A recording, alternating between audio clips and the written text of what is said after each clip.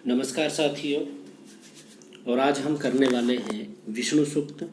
इससे पहले हमने कर लिया है अग्नि सूक्त किया है, पहले मंडल का पहला सूक्त किया है, फिर हमने इंद्र सूक्त किया है, दूसरे मंडल का 12वां सूक्त, और आज हम करने वाले हैं विष्णु सूक्त, जो किस मंडल से है, पहले मंडल का 154वां सूक्त।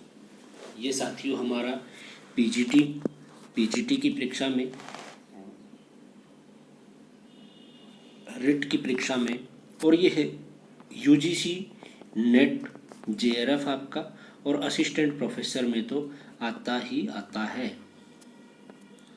विष्णु सूक्त के जो इम्पोर्टेंट प्रश्न हैं उनको हम देखने वाले हैं। विष्णु सूक्त का हम अध्ययन करेंगे। तो देखिए, विष्णु सूक्त किस मंडल से है? ऋग्वेद के पहले मंडल का 154वां सूक्त है।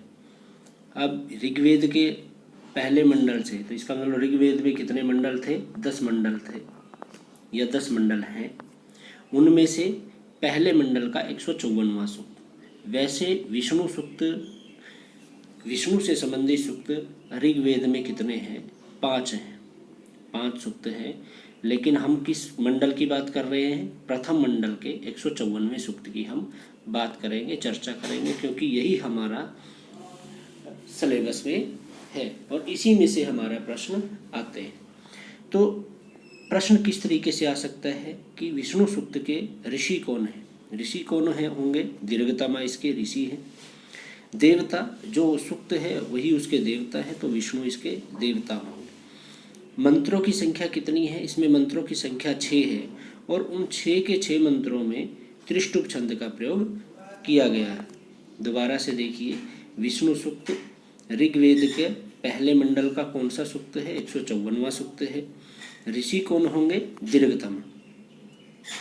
इसके देवता कौन है? विष्णु देवता होंगे।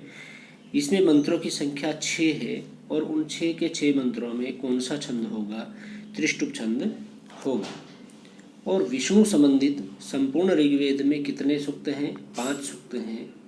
कितने सूक्त हैं? 5 सूक्त हैं। अगर हम बात करें कि सबसे ज़्यादा सूक्त किस देवता से संबंधित है, तो सबसे ज़्यादा ऋग्वेद में इंद्र देवता से संबंधित सूक्त हैं, और दूसरे नंबर पर हैं अग्नि देवता से संबंधित। और विष्णु देवता से संबंधित कितने हैं? सिर्फ 5 सूक्त होंगे। इसके बाद हम बात करते हैं कि विष्णु देवता के कार्य क्या क्या हैं। अब देखिए, जो विष्णु देवता है, सबसे पहला तो यही है कि इन्होंने 3 पगों में पूरी पृथ्वी को नाप लिया था। ऐसा हमें वर्णन हर जगह से मिलता है। 3 पगों में इन्होंने क्या किया? पृथ्वी को नाप लिया था। पृथ्वी के जो 3 लोक हैं, उन तीनों लोकों को इन्होंने नाप लिया था। और पृथ्वी से संबंधित जितने भी कण हैं, प्रत्येक कण का निर्माण करने वाले कौन है? विष्णु देवता है। विष्णु देवता को सूर्य का वाचक भी कहा जाता है। सूर्य का वाचक कहा जाता है, क्योंकि सूर्य के रूप में जो विष्णु देवता है वो पृथ्वी लोक पर भी, पृथ्वी लोक, ध्रुवलोक और अंतरिक्ष लोक में अपनी किरणों का प्रसार करते हैं।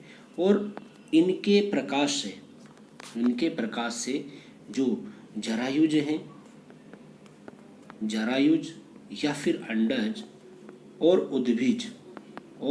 उद्भिज सभी प्रकार की सृष्टि इनसे ही होती है।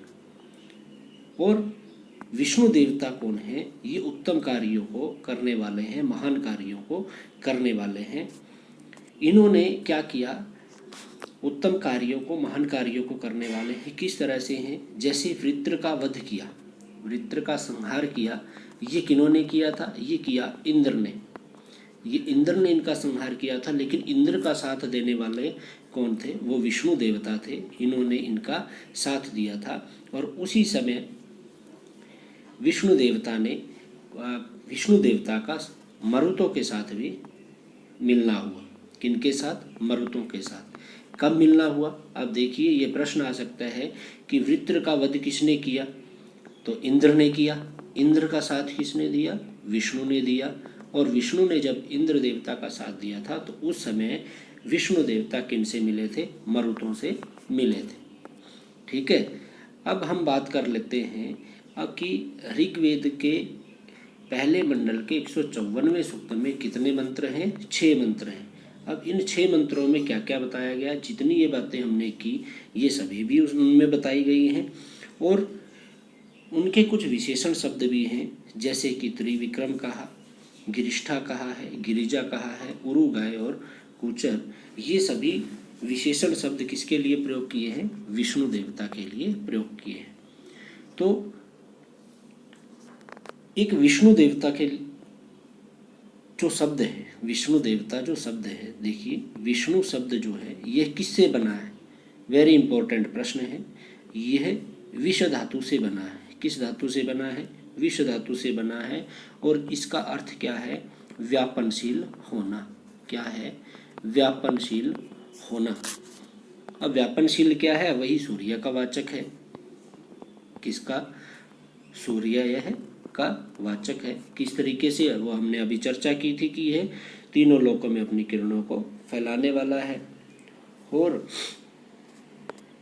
इन्होंने विष्णु देवता ने क्या किया था? 3 भागों में पृथ्वी को नाप लिया था, और इनको त्रिविक्रम ऐसी उपाधि प्राप्त है। इसके पश्चात इनको गिरिष्ठा भी कहा जाता है। गिरिष्ठा क्यों कहा जाता है? गिरिष्ठा इसलिए कहा जाता है कि यह पर्वतों में घूमने वाला और उन्नत लोकों में निवास करने वाला है। उन्नत लोकों में निवास करने वाला है। कौन? विष्णु देवता।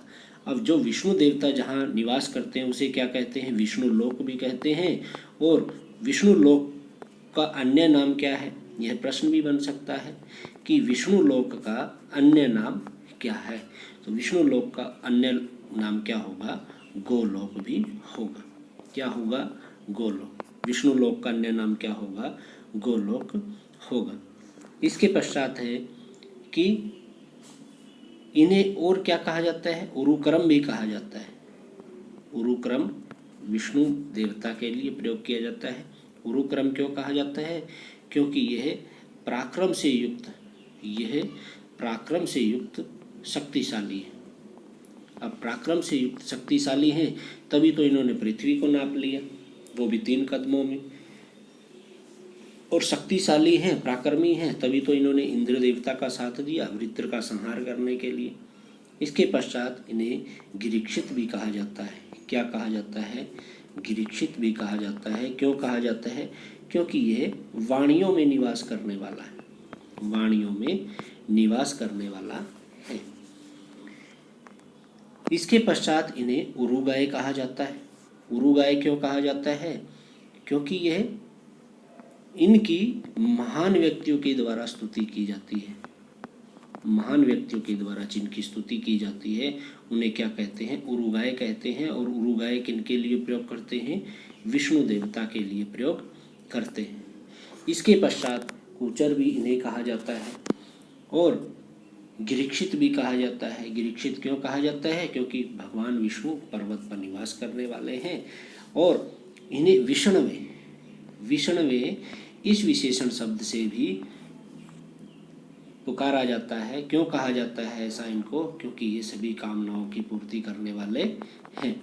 सभी कामनाओं की पूर्ति करने वाले हैं, इसलिए इनको विष्णवे भी कहा जाता है। अब जो विष्णु लोक है इनको क्या कहते हैं? गोलोक भी कहते हैं। और गोलोक क्या है? उच्च लोक है। उच्च लोक है, ऐसा ऋग्वेद में वर्णन मिलता है। और विष्णु शरीर का अधिष्ठात्री देवता है। शरीर का क्या है? अधिष्ठात्री देवता है। और पक्षियों में जो गरुड़ है वह इनका क्या है? वाहन है। जिस तरह से गणेश का वाहन क्या है? मूषक है, चूहा है, उसी तरह से इनका वाहन क्या है? गरुड़ है। तो ये था विष्णु सूक्त जो हमने आज पढ़ा। एक पहले मंडल का 154वां सूक्त है। दीर्घतमा इसकी ऋषि हैं, विष्णु देवता हैं, छंद त्रिष्टुप है, मंत्रों की संख्या 6 है। तो इस प्रकार से हमने विष्णु सूक्त को आज पढ़ा और इसके जो इम्पोर्टेंट प्रश्न थे उनका हमने अध्ययन किया। तो ये वीडियो आपको कैसा लगा हमें कमेंट बॉक्स में ज़रूर बताइएगा और वीडियो को ज़्यादा से ज़्यादा शेयर ज़रूर कीजिएगा। धन्यवाद।